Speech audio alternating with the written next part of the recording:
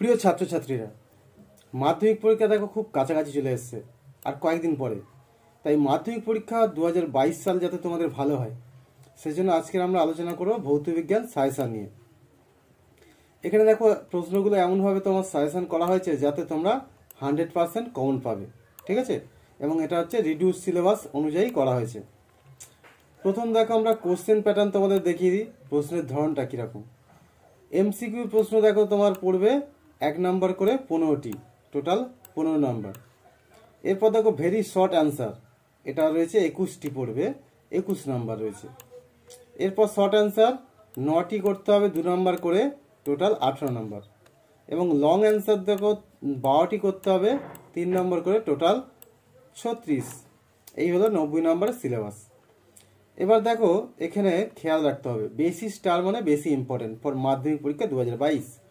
Short question সবগুলি করবে। আর মাধ্যমিকের দেখো তোমরা যদি প্রতিটা চ্যাপ্টারের নোটস লাগে তাহলে আমরা এই নাম্বারে কন্ট্যাক্ট করতে পারো, ঠিক আছে? এবার দেখো আমরা দেখাই প্রতিটা চ্যাপ্টার ধরে। প্রথম চ্যাপ্টার দেখো পরিবেশের জন্য ভাবনা। এই চ্যাপ্টারতে রয়েছে এমসিকিউ তোমার একটা পড়বে 1 নাম্বার, অতি সংক্ষিপ্ত 2টি পড়বে 2 নাম্বার, আর সংক্ষিপ্ত 1টি 2 নাম্বার, টোটাল এই 5 নম্বর রয়েছে। আমি দেখো উত্তরগুলো সব আমি ডিটেলসে আলোচনা করছি না, জাস্ট আমি দেখিয়ে যাচ্ছি দেখো, আর একটু একটু বলে যাচ্ছি।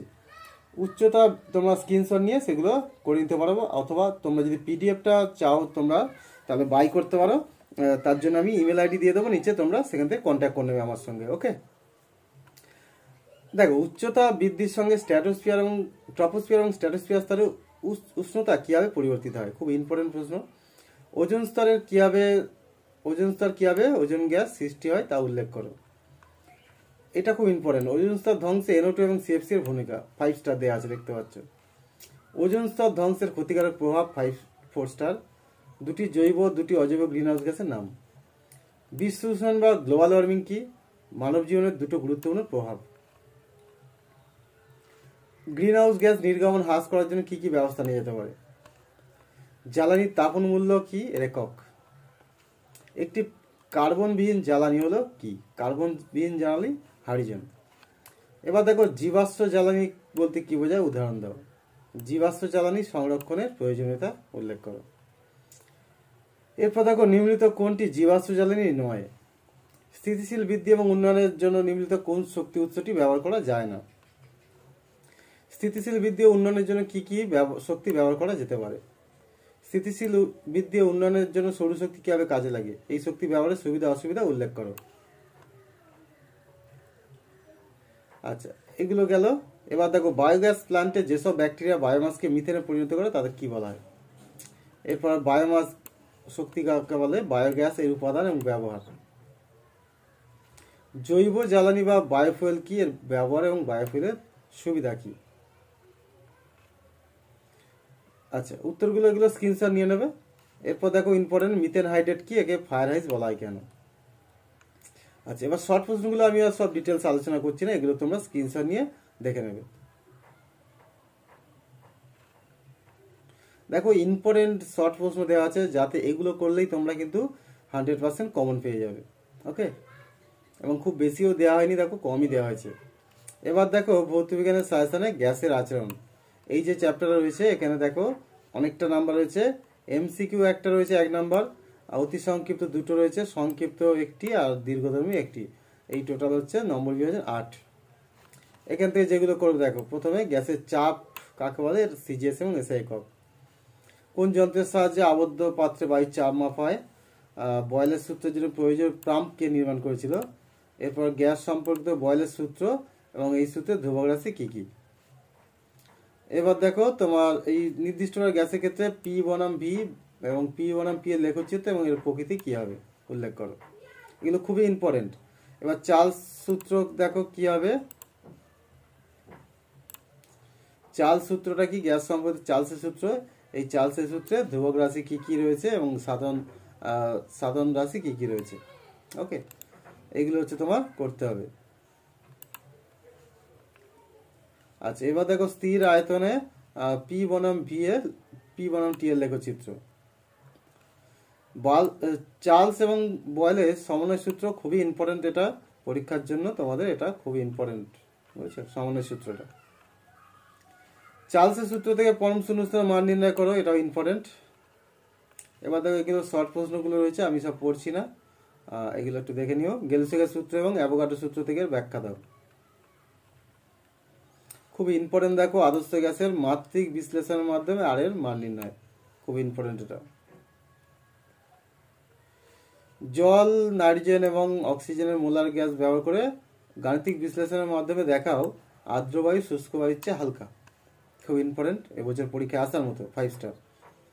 এবার দেখো এইগুলো শর্ট প্রশ্ন, এই ইম্পর্টেন্ট শর্ট প্রশ্নগুলো তোমরা করে রাখবে, অবশ্যই তোমরা কিন্তু পরীক্ষায় কমন পাবে, ওকে। এবার দেখো গ্যাসের অণুগুলির বেগ এবং চাপ উষ্ণতার উপর কীভাবে নির্ভর করে, 5 স্টার প্রশ্ন, বুঝতেই পারছো।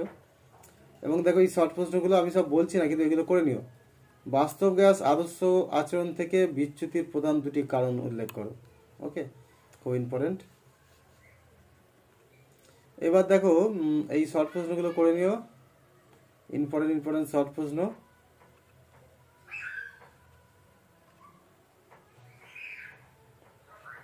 তোমরা যদি পিডিএফটা নিতে চাও তাহলে তোমরা সামান্য কিছু পে করে এই পিডিএফটা তোমরা পেতে পারো, তার জন্য কন্ট্যাক্ট ডেসক্রিপশানে আমি কন্ট্যাক্ট দিয়ে দেবো, কন্ট্যাক্ট করে নিও।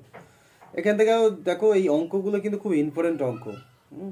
P1 সমান P2 এইটা দিয়ে অঙ্ক, হ্যাঁ। এরপরে দেখো P1 বাই T1 সমান P2 বাই T2 এটা দিয়ে অঙ্ক, হ্যাঁ। PV সমান WI/MRT এই ফর্মুলা দিয়ে অঙ্ক, এগুলো খুবই ইম্পর্টেন্ট অঙ্ক, যেগুলো দিয়েছে এগুলোই প্র্যাকটিস করবে, এখান থেকে সব পেয়ে যাবে। আচ্ছা, এবার দেখো রাসায়নিক গণনা থেকে মাত্র 4 নম্বর রয়েছে, তাই এখান থেকে বেশি কিছু করতে হবে না। তোমরা এই যে সমীকরণ দিয়েছি, সমীকরণ থেকে অঙ্কগুলো একটু প্র্যাকটিস করে নিও, আর এই কয়েকটা শর্ট প্রশ্ন ভালো করে দেখে নিও। এই শর্ট প্রশ্ন কটা দেখে নিও, এখান থেকে তোমরা পেয়ে যাবে।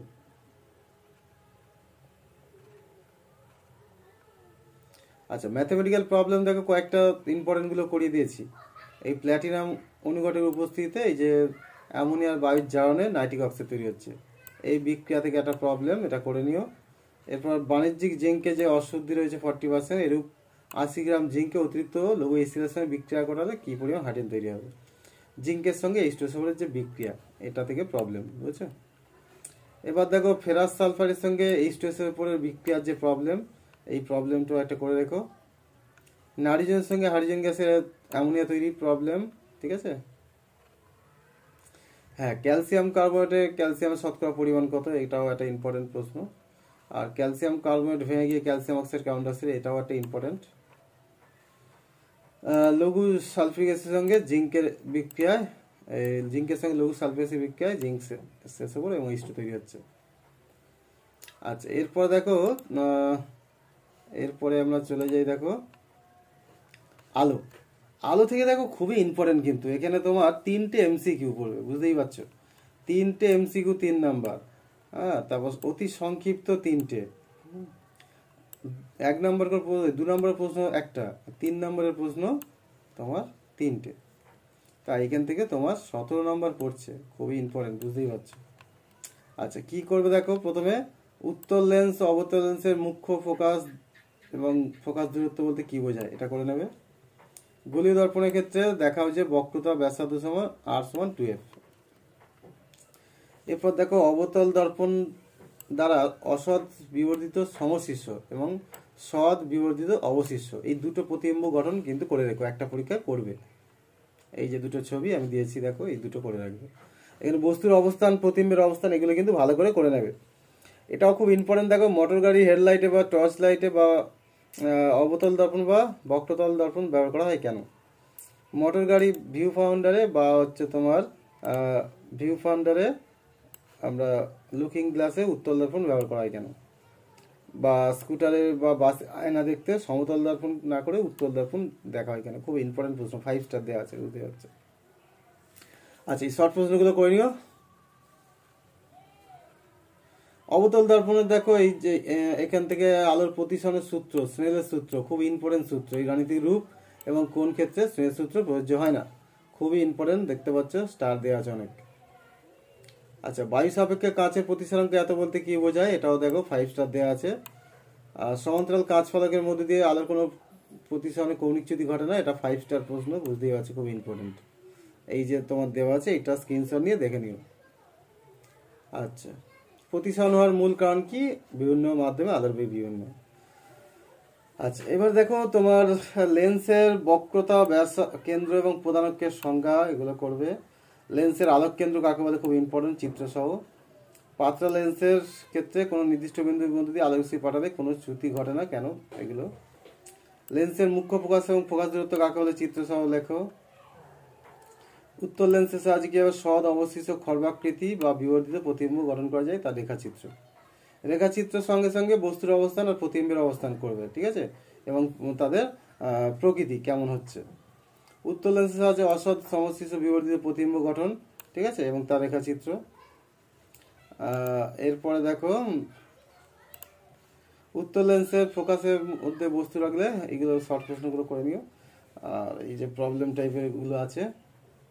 উত্তর লেন্সকে কীভাবে বিবর্ধক কাঁচ রূপে ব্যবহার করা যায়, খুব ইম্পর্টেন্ট প্রশ্ন। লেন্সের রৈখিক বিবর্ধন কাকে বোঝায়, খুব ইম্পর্টেন্ট প্রশ্ন। এটা তো খুবই ইম্পর্টেন্ট, অবশ্যই পরীক্ষায় বলবে। দীর্ঘদৃষ্টি বা হাইপারমেট্রোপি এবং হ্রস্বদৃষ্টি বা মায়োপিয়া, এই ধরনের ত্রুটি দূর করে উপায় কি? অবশ্যই তোমরা গিয়ে দেখবে পরীক্ষায় এটা পড়ে আছে।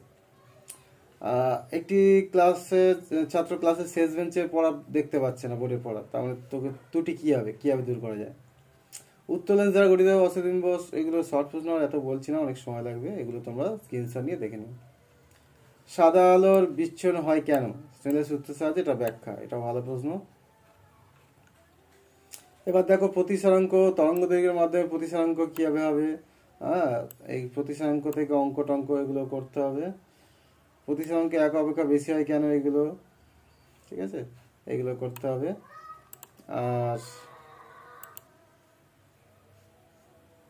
আচ্ছা, এরপরে দেখো সূর্যের আলোয় সবুজ পাতা সবুজ দেখায় কেন, লাল রঙের ফুলকে সবুজ কাঁচে দেখলে কেমন দেখাবে, দিনের বেলায় আকাশকে নীল দেখায় কেন, এগুলো খুব ইম্পর্টেন্ট প্রশ্ন। আচ্ছা, এই প্রশ্ন তোমার হয়ে গেল, দেখো 17 নম্বর, কিন্তু সেতুমেনে অনেক প্রশ্ন কম দিয়েছি। এবার এখান থেকে কিছু অঙ্ক করতে হবে, যেগুলো পরীক্ষা পড়বে। এই অঙ্কগুলোই তোমরা প্র্যাকটিস করে নেবে, দেখবে পরীক্ষায় গিয়ে এগুলো সব পেয়ে গেছো। পরীক্ষা দেবে সব এখান থেকে, এই অঙ্কগুলোই পড়েছে তোমাদের।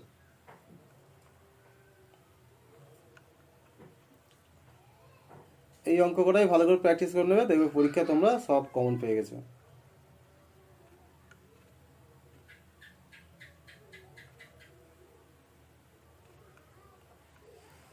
সময়ের জন্য আমি এগুলো সব ডিটেলস বলতে পারছি না।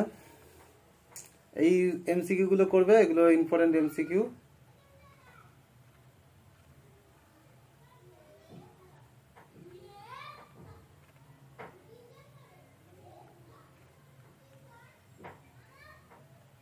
উত্তরগুলো দেখতে পাচ্ছ, যেগুলো নীল কালি করা আছে উত্তর।